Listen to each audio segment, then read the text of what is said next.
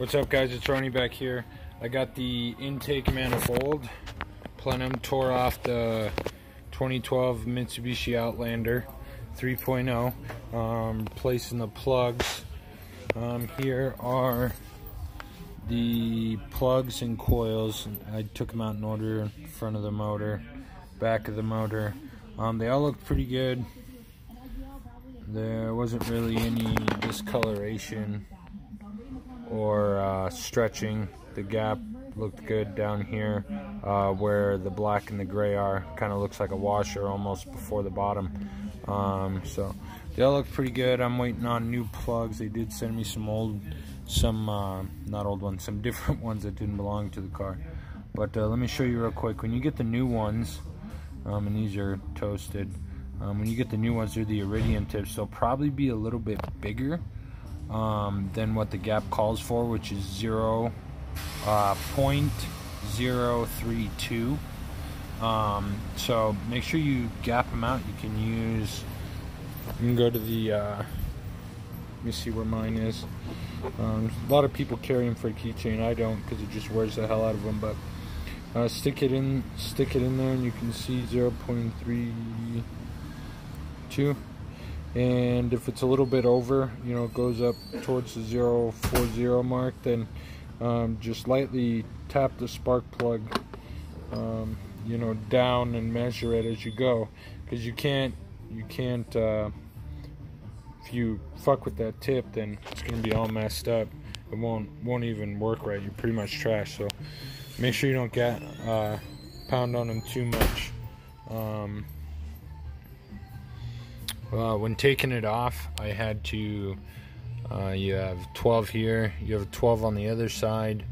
There's also, as you come around and look down here, there is that one right there. That was another 12 that had to be taken out. That's a bracket that's attached to the actual manifold right here. So I am getting a new gasket for this. It is a metal gasket, so I'm getting the exact same thing.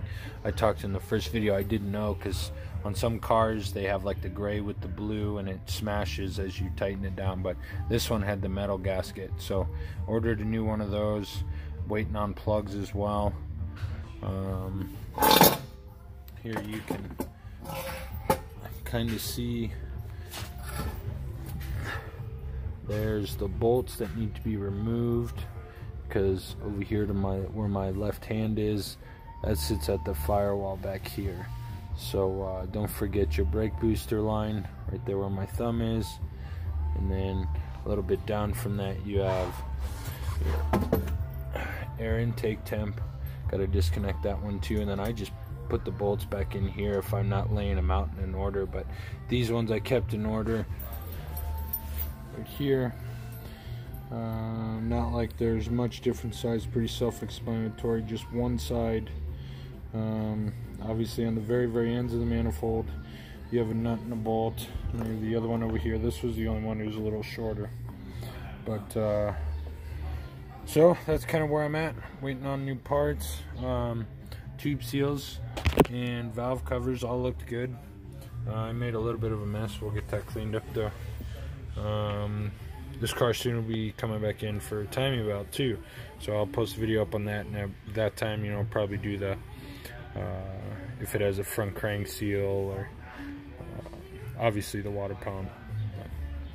So, and then after we get all this wrapped up, I'm gonna change the oil on this sucker too. So, all right, well, I'll post one back up about the plugs, and then probably get them tossed back in there and fired up, and she'll be ready to go for an oil change.